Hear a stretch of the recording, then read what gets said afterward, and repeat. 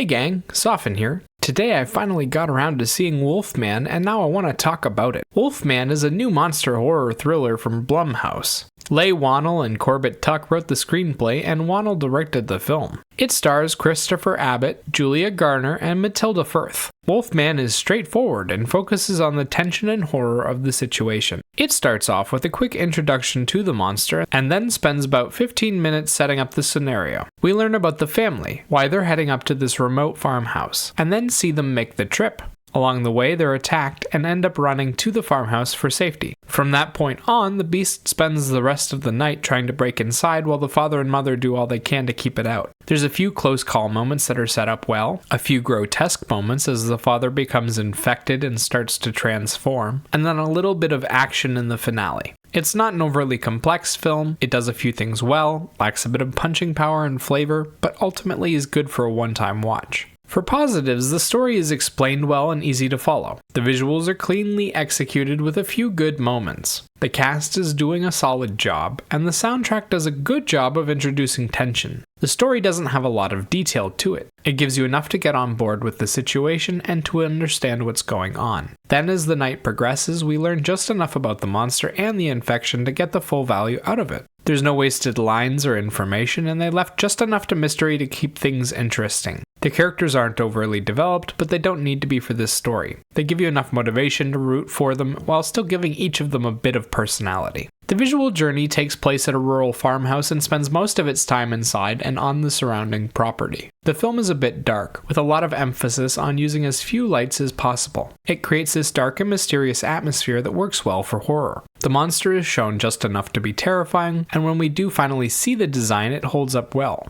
They also did a fantastic job with the transformation the father goes through. The scene where he's losing his teeth and the one where he tears at his skin were incredibly gross. I was just about ready to vomit when he started eating his own flesh. There's also a few nice scenic shots of the mountains and forests surrounding the farmhouse. They're not a huge part of the film, but it was nice to see some beautiful natural sights. The cast isn't given much to do, but they do good work with what they're given. It's mostly the father and mother doing fear and pain reactions with a little bit of emotional fanfare, but they do it well. Christopher Abbott as the father also gets to do a disgusting transformation from human to beast, and does a great job of playing out the physicality. He manages to convey a ton of emotion through the makeup and costume work. The soundtrack is made up of scored orchestral instrumentals that add tension and danger to the atmosphere. They don't add a lot to the film, but they do heighten the horror moments quite a bit. There's also a lot of sound design happening here with ambient noise and monster sounds. One of my favorites was the monster breathing outside of the deer blind. It was a neat way of indicating the monster was still there while being subtle about it. On the negative side of things, the film is a bit bland across the board. The story doesn't have amazing characters,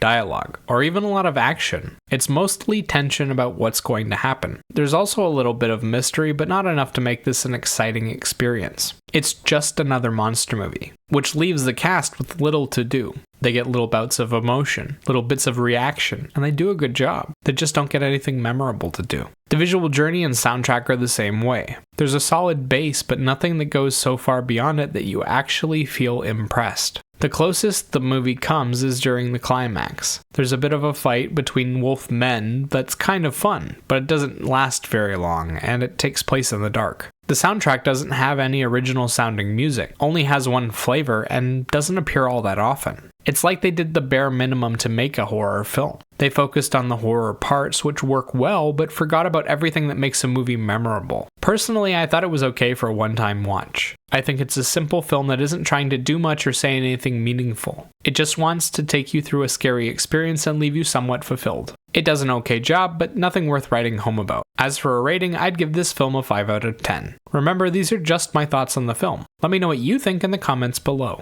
Bye-bye.